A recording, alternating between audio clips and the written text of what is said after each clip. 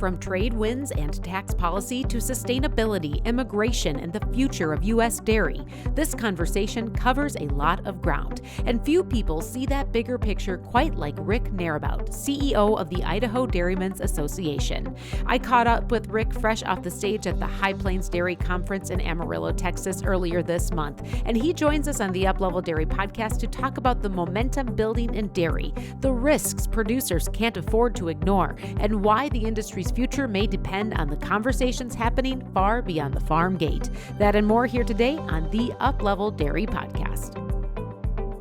Welcome to the Uplevel Dairy Podcast. This is the podcast for dairy producers and professionals who are committed to moving our industry forward. I'm Peggy Coffeen, and each week we bring you the leaders, the lessons, and real-world stories from the people who have built the dairy business we know today and those who are shaping its future. Join us on the journey by following Uplevel Dairy on Facebook, Instagram, and YouTube, and subscribe at upleveldairy.com to get new episodes and our Dairy Insights blogs right in your inbox. So Rick, you and I are both here at High Plains Dairy Expo. In fact, you had just walked off the stage from moderating a powerhouse panel with the CEOs of NMPF and IDFA. How was that for you? Honestly, it was a fun conversation. And it's really good to see the CEOs of two very impactful organizations getting along so well, having a genuine friendship and a genuine working relationship, because that just sets the industry up for success in that they're both pushing the same direction and we don't have dissonance between the processor community and the producer community. It's so Greg Dowd, Michael Dykes, and Rick Naerebout out there for that panel this afternoon. And what was your main takeaway? What was something that you learned up there that even surprised you?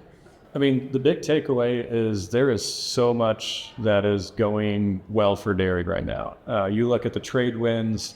One of the things that Greg brought up was the possibilities in Indonesia on that trade deal that was just inked on February 19th. And 250 million people that we have zero tariffs on getting product into that population. And the fact that they don't consume a lot of dairy today. So the upside there is huge. And so you look at the wins we're getting on trade, and then you look at the wins we've gotten on policy issues around whole milk for healthy kids, and finally getting that bill passed after years of struggles to actually get that bill to the finish line, and we got it to the finish line. And then you look at dietary guidelines and dairy, landing so prominently in dietary guidelines, and the recognition that, dairy fat is good fat, and continuing to build on that body of work where we finally have gotten over that Times News, front page of butter being bad, and now butter's good and fat is good. And there's just a lot of tailwinds, and it feels really good. And it's really a lot of fun representing dairy producers right now. And on that note, so you represent dairy producers in Idaho as the CEO of Idaho Dairymen's Association. However, Rick, if there's one thing that I've come to know, it's that you're truly an advocate for all dairymen in the U.S. And let's just talk about that for a moment, because you're in Idaho now, but you grew up in dairy in Michigan, correct? Yeah, I've spent my whole life in dairy. And so it's just part of who you become. And I truly enjoy and am very passionate about how do we make this industry successful. Whether you're a small dairyman in the Midwest or the East, or a larger dairyman in the West, what I've come to learn is they're all pretty much the same. They maybe milk different numbers of cows, but the conversations they're having, whether it's Kelly's coffee shop in McBain, Michigan, or Choette's in Jerome, Idaho, the conversations are largely the same. Do you spend a lot of time in those coffee shops? I spent a lot of time growing up in Kelly's and spent a fair amount of time in Choette's. So, yeah. And on that note, with serving dairy producers, there are a few things that you and I have chatted about, initiatives that you've been working on that impact Idaho directly, but actually really are setting a precedent for a much larger national scale. And so I've asked you to highlight a couple of those things. One of them is sustainability. Now, sustainability has sometimes been almost an elusive thing. And has that bothered you in the past? Yeah, the elusiveness, but also it's almost a dirty word. Mm-hmm. And I mean, dairy producers, if we're going to be honest, they're sick of hearing about sustainability. And the way we're trying to approach it is, how do we meet dairymen where they're at? How do we find practices that are going to benefit their bottom line and are, common sense. And so one of the things that we found in some of the research that we've been doing is there is a linear correlation between the pH of your lagoon and the methane emissions from your lagoon. And so what we started to do two seasons ago was treat a lagoon with sulfuric acid to lower the pH, to then theoretically lower the methane emissions. And so our first year on this project, we took a bit of a swag at how much acid should we add and what kind of reductions do we think we'll get. And so, took a swing at it, had some good initial results, really had a pretty sizable impact right away after we added the acid to the lagoon, but then it diminished over the entirety of the year. We only had about a 10% reduction. So it wasn't what we were going for. Went back to the drawing board, doubled the initial dose of acid the next growing season, and then also metered in acid throughout, the year, and added a little bit of acid every day, and was able to get much better results. And so this last year, we saw over a 50% reduction in the emissions off that lagoon. So really trying to get at, okay, we know how to handle acid. We do with our pipeline washes every day, the CIPs that we have on our dairy. So it's something that, we're used to handling, and it's affordable, and it's something every dairyman could do. Every dairyman has a lagoon. So every dairyman could use this practice. Our goal would be, if we can prove out the science, then create a pathway to generate a carbon credit. So then you generate carbon credits off these reductions, and that carbon credit revenue pays for the acid, but then also puts money in the dairyman's pocket. So ends up being a revenue positive and a very common sense, simple practice that any dairyman could do. And this is where we take the feel good of reducing emissions and actually monetize it. Yes. In ways that we really haven't been able to before. Yeah, and that's the goal. And nothing against some of these really great things that are happening. You look at the possibility of Cedron, Varcors, and some of the other technologies out there, and there is tons of potential. But those are technologies that only work for the biggest of the big. And they're not something that every dairyman can consider. And so we're striving to try and fill that gap of what's something that is a consideration for every dairy, and something that would work for the majority of facilities and not just a small percentage of facilities.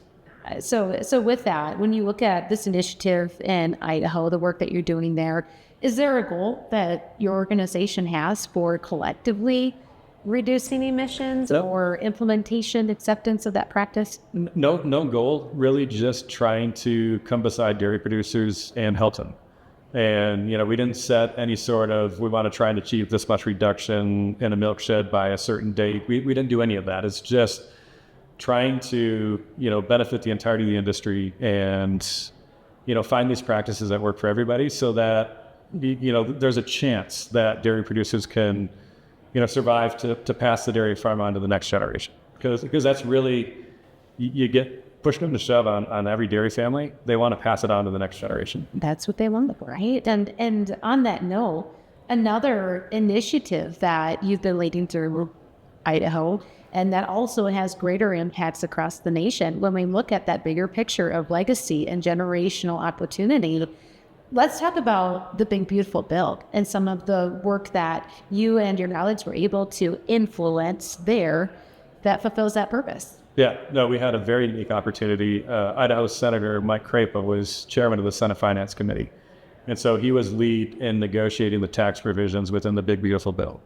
And so we're able to memorialize some really big things for agriculture in terms of inheritance tax. So making sure that, what they're taxed on, what any farm would be taxed on or any generation would be taxed on to hand it to the next generation is a reasonable number that can be survived. And there's exemptions within that, so that at a certain level, there's no tax on passing it off to the next generation.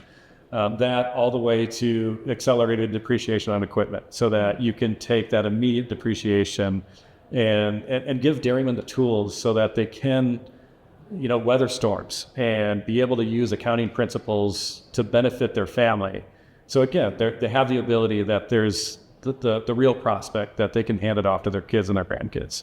Yes. And it's not just the handoff, it's also the ability to have a retirement life for the senior generation. Yep. And the ability for the junior generation to buy in without having a price that they never be able to pay, right? Yeah, no, that's exactly right. To where, yes, the parents can retire comfortably and not feel like they're an undue burden on the operation. And the next generation has real opportunities for success. And it's not that they're handed something that they're looking along with, but it's going to be a viable business that they can grow and continue to nurture and have opportunities, for the future. And so, we're happy, and the fact that we were uniquely positioned, that it was our senator that chaired that committee. So much of agriculture is timing and hitting, being in the right place at the right time. We were at the right place in the right time, having Senator Mike Naerebout chairing that committee and being able to have these conversations with he and the staff, and having them understand the value of dairy to a state like Idaho and to the country, and truly appreciating, dairy and agriculture as a whole. Can you speak a little bit to that relationship that you have with your senator? Was that something that he had always been pro-dairy, open to dairy and agriculture, or were there key conversations that you recalled that really pushed him to have that belief and be able to champion that at a larger level? Yeah, no, and none of our DC delegations come from the dairy industry. We do have Senator Jim Risch that comes from the cattle industry, but by and large, if you're talking to your politician in DC, they didn't come from agriculture. And so it really comes down to just basic relationship building. And we spent a lot of time taking dairymen back to DC and visiting with the senator, and doing hill visits, but then also when they get back in district and they're taking recess away from DC, taking the time to get them out on dairies and touring them and their staff on dairies and having the real conversations around, hey, here's how these policies impact our dairy families. And, it's taken years of relationship building to get to where we're at with our DC delegation. And we're fortunate. Idaho, we're a small population state, so we have 2 congressmen and 2 senators. So we're advantaged in the fact that, we're not California and having to go visit 60 plus, hill offices to try and, make sure everybody's being treated equal. We only have a couple. But we also only have a couple loads. We've got people in key places. Senator Naerebout and the Senate Finance Committee. We've got Congressman Mike Simpson. He is a appropriations cardinal on the Appropriations Committee on the House side. So we've got people in good places. And both those individuals, when we start talking about DC politics, they will tell you the first thing that we talk to them about when we get back there or they come in district is we talk about the workforce and we talk about the need for immigration reform. And they are 2 Republicans that have stuck their neck out and have been willing to take the tough votes and do the heavy lifting.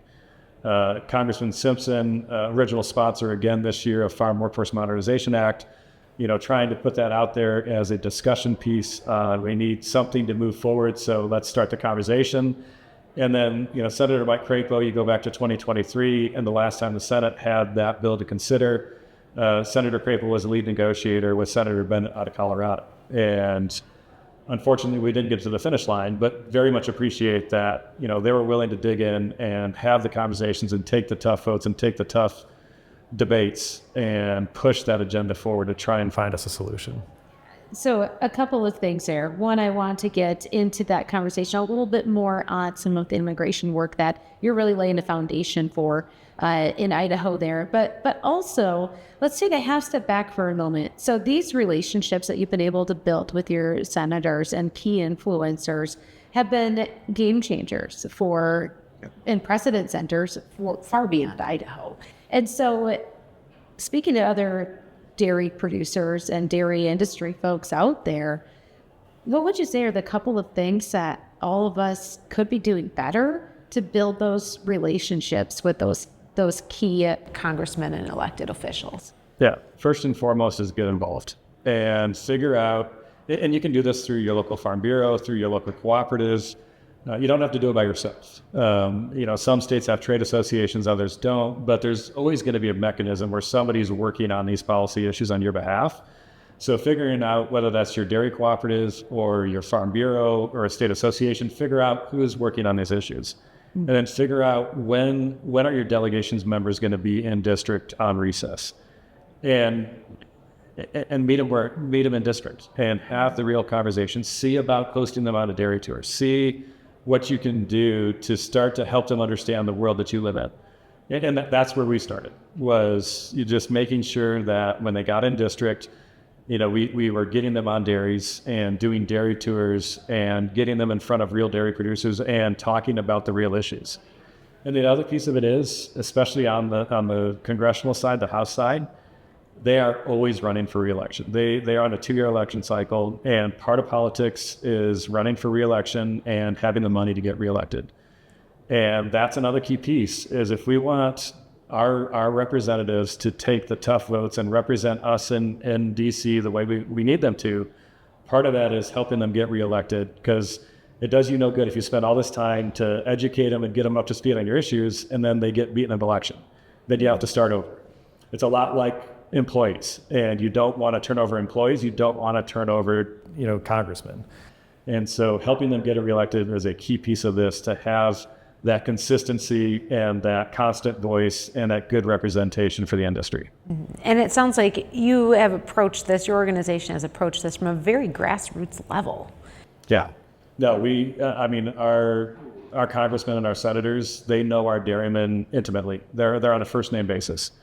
And part of that is just taking the time to, everything from, hey, let's go, duck hunting. We've got one of our board members that loves to duck hunt, has some great habitat for duck hunting.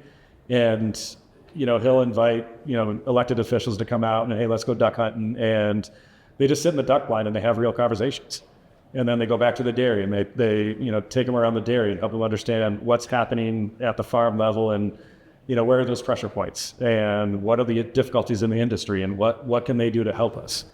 And that's what I mean by having the real conversations is that, yes, they're an elected official and they have a place of prominence in our society, but they're just people. And they're there to represent us. And quite often they still view farmers as some of the most trusted people and individuals that they want to get to know and want to make sure that they are representing in their constituency.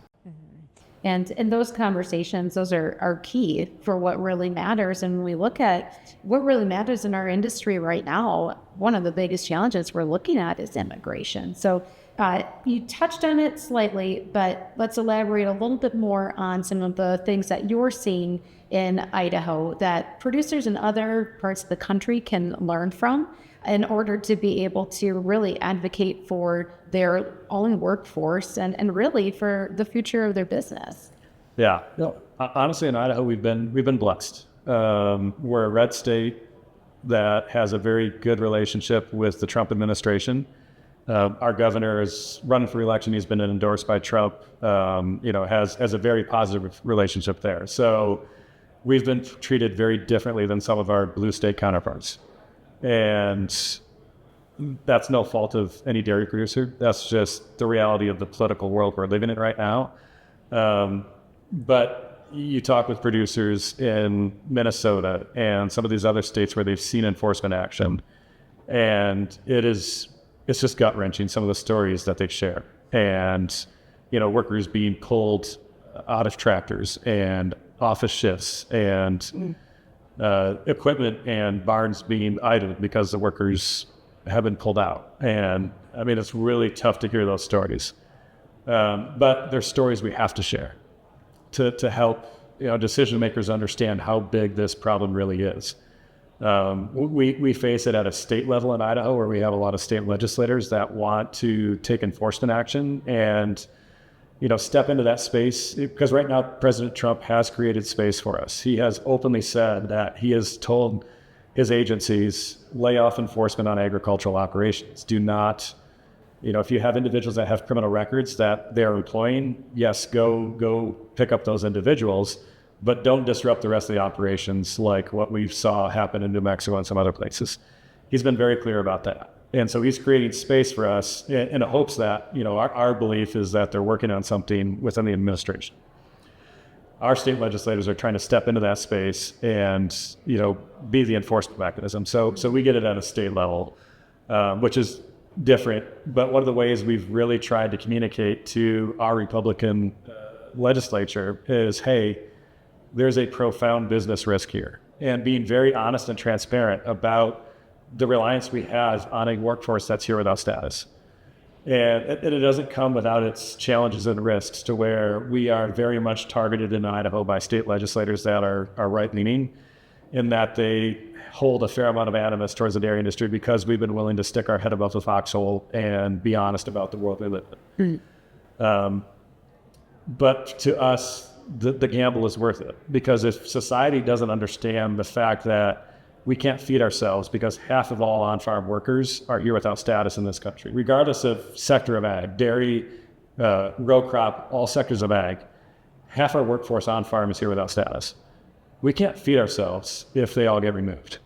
And society does not recognize that. They don't understand that agriculture and construction and hospitalities and all these key growth sectors in our economy have a workforce that doesn't have status, doesn't have access to a visa program, and you're putting these employers in a very precarious position. And so our strategy is, we just have to be honest.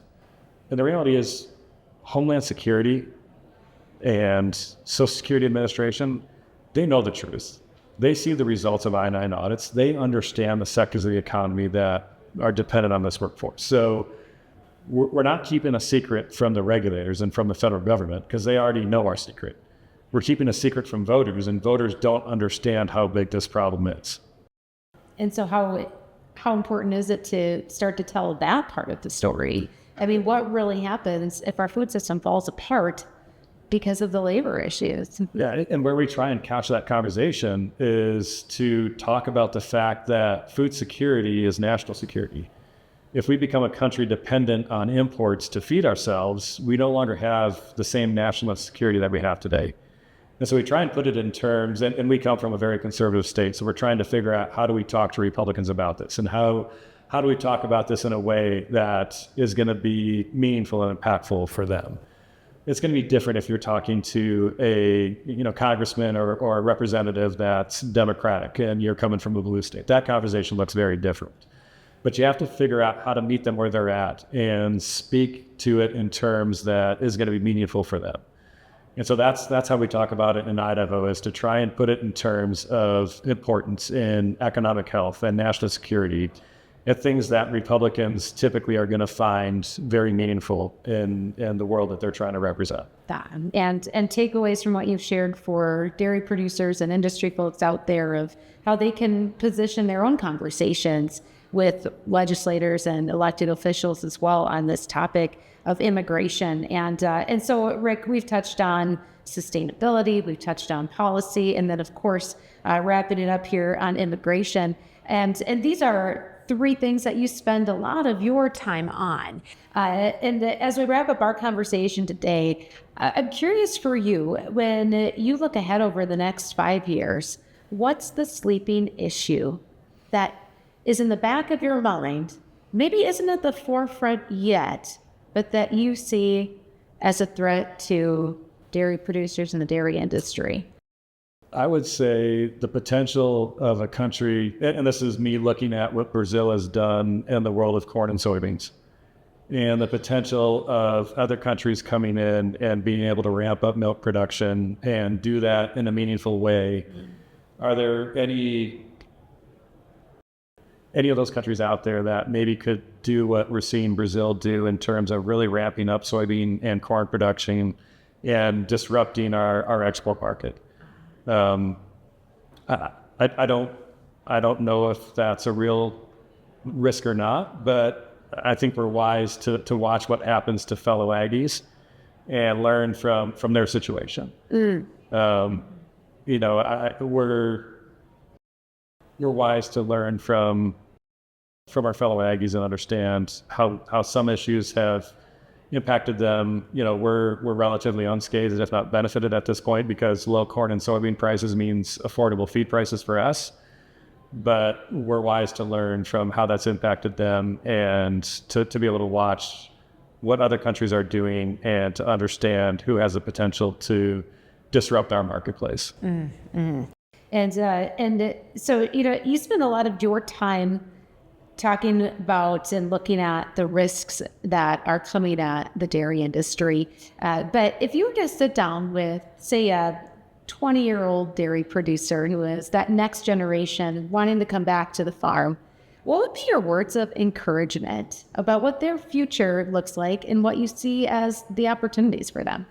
I'm bullish on the dairy industry, especially the Idaho dairy industry. We still have a lot of interest in investment in our state, both on the processor and on the producer side. So we're going to be a growth industry for the foreseeable future, and take those opportunities to learn. One of the things that we had the opportunity and blessing of employing Ryan DeWitt in our staff for a while. And Ryan comes from a dairy family in Texas.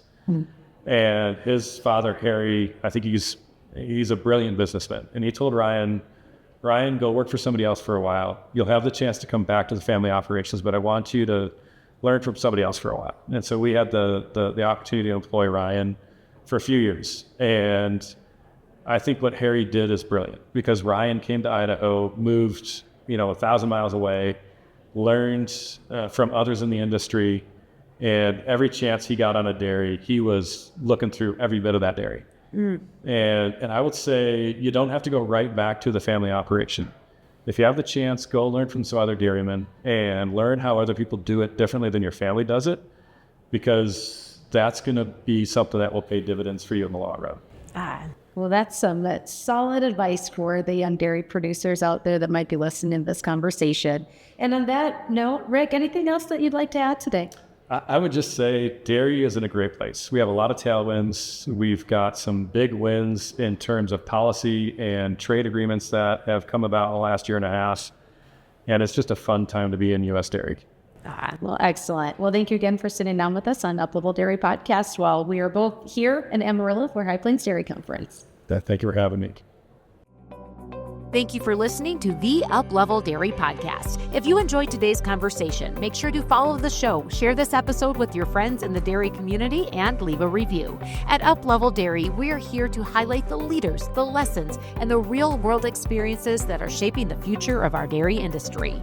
Find more by following us on YouTube, Facebook, and Instagram for behind-the-scenes content and upcoming guests. And subscribe at upleveldairy.com to get new episodes and our Dairy Insights blogs right in your inbox. I'm Peggy Coffeen, and until next time, keep on learning, keep on leading, and keep up-leveling your dairy.